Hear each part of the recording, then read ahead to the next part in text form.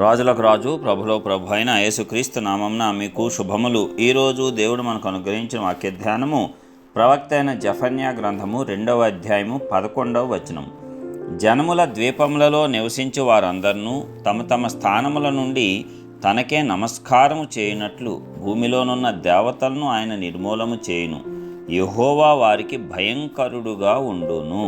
ప్రియులారా, ఈ వాక్య ధ్యానాన్ని మనం పరిశీలించినప్పుడు దేవుడు రోషము కలిగినవాడు.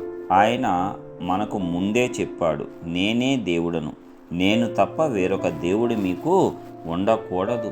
పైన ఆకాశమందే కానీ, క్రింద నీళ్ళయందే కానీ, నీళ్ళ కింద ఉండేటువంటి దేని వల్ల కానీ ఏ రూపాన్ని కూడా మీరు చేసుకోకూడదు అని, పూజించకూడదు, సాగిలపడకూడదు, నమస్కరింపకూడదు అని చెప్పాడు. అంటే ఆయన తనకు రావాల్సిన మహిమను ఏ ఒక్క విగ్రహములకు కానీ మానవ చేతి నిర్మితములకు కానీ ఇవ్వటానికి ఇష్టపడట్లేదు. మరి జనముల ద్వీపంలో నివసించే వారందరూ తమ తమ స్థానముల నుండి ఆయనకే నమస్కారం చేస్తాడంట. ఎందుకు? బయలు దేవతలు, అష్టారోతు దేవతలు, మొలెకు దేవతలు అని ఈ రీతిగా అనేకమైనటువంటి దేవతలను జనులు పాత నిబంధన కాలంలో పూజించటం జరిగింది. ఇప్పటి కాలంలో కూడా మరి అసంఖ్యాకమైనటువంటి విగ్రహారాధనలు జరుగుతూనే ఉన్నాయి. అయితే దేవుడు అలాంటి వాటన్నిటినీ కూడా ఏదైతే తనకు వ్యతిరేకంగా పనిచేస్తున్నాయో, అసత్యంగా జనములను మభ్యపెడుతున్నాయో వాటినన్నిటినీ నాశనం చేసినటువంటి దినమున ప్రజలందరూ కూడా ఆయన తట్టు తిరిగి ఆయనకు నమస్కారం చేస్తారంట. అట్టి రీతిగా ఆయన భూమిలోనున్న దేవతలను ఏం చేస్తాడంట? నిర్మూలము చేస్తాడంట. ఆయన వారికి భయంకరుడుగా ఉంటాడంట.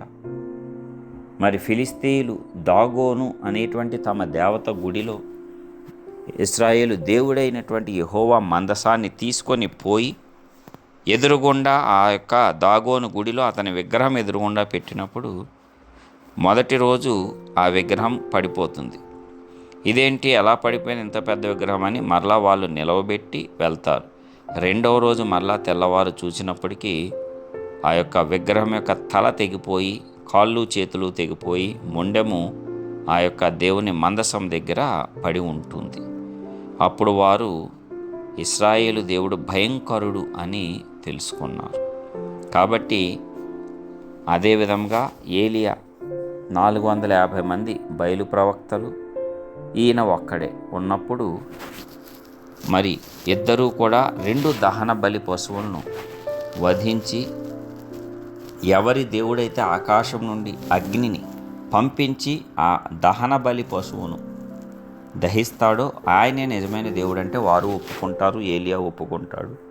మరి కాబట్టి మొదట వారు ఉదయం నుంచి సాయంకాల బలి అర్పించేంత వరకు బయలుకు మొర్రపెట్టగా ఏ సమాధానము ఆకాశం నుండి రాదు. మరి ఏలియా తన వంతు వచ్చినప్పుడు ప్రార్థించిన వెంటనే దేవుడైన యెహోవా ఆకాశం నుండి అగ్నిని పంపించి దహన బలినే కాదు, ఆ యొక్క రాళ్లను, ఏలియా అయితే దాన్ని తడిపివేసి నీళ్లను కూడా కందకం తవ్వించి చుట్టూ వేస్తాడు. ఆ నీళ్లు కూడా ఆరిపోయినాయి అంట.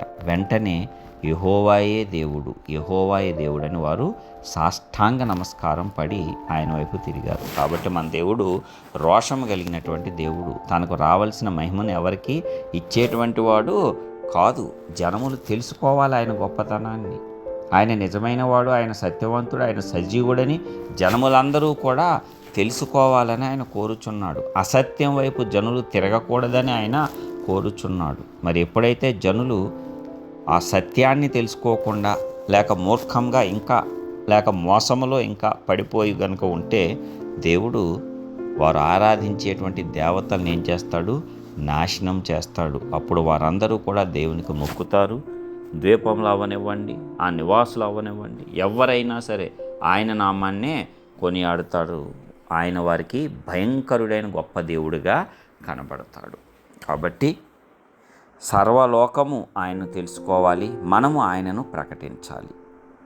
మనమందరము కూడా లోకంలో ఆయన యొక్క శక్తిని కనపరచాలి. దీనికి అనుగుణంగా మనము జీవించాలి. ప్రార్థిద్దాం. సర్వోన్నతుడ గొప్ప దేవ, సర్వశక్తిమంతుడైన దేవ, నీకే స్తోత్రములు. నీకు అసాధ్యమైనది ఏదీ లేదు. దేవతలందరికంటే ఉన్నతమైనటువంటి వాడు, హెచ్చైన స్థానంలో ఉన్నావు. నీవు తప్ప వేరొక దేవుడు మాకు ఉండకూడదని మీరు ఇచ్చిన ఆజ్ఞ ప్రకారం మరి మేము ముందుకు సాగుతూ ఉండగా కృపనివ్వండి. అయితే అనేక మంది ప్రభు అమాయకంగా మోసముతో అపవాది యొక్క తంత్రములతో పట్టబడి తండ్రి వ్యర్థమైనటువంటి తమ యొక్క హస్తకృత్యములైనటువంటి వాటిని పూజిస్తూ దేవుళ్ళుగా చేసుకుంటూ మోసంలో పడిపోతూ ఉండగా మరి అలాంటి మోసములన్నిటి నుంచి మా ప్రియ సహోదరులందరినీ కూడా తప్పించి దీవించి ఆశీర్వదించండి. మీ నామాన్ని ఘనపరచుకోండి.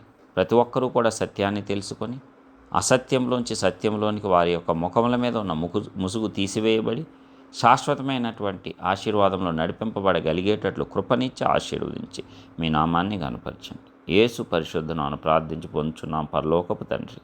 ఆమేన్.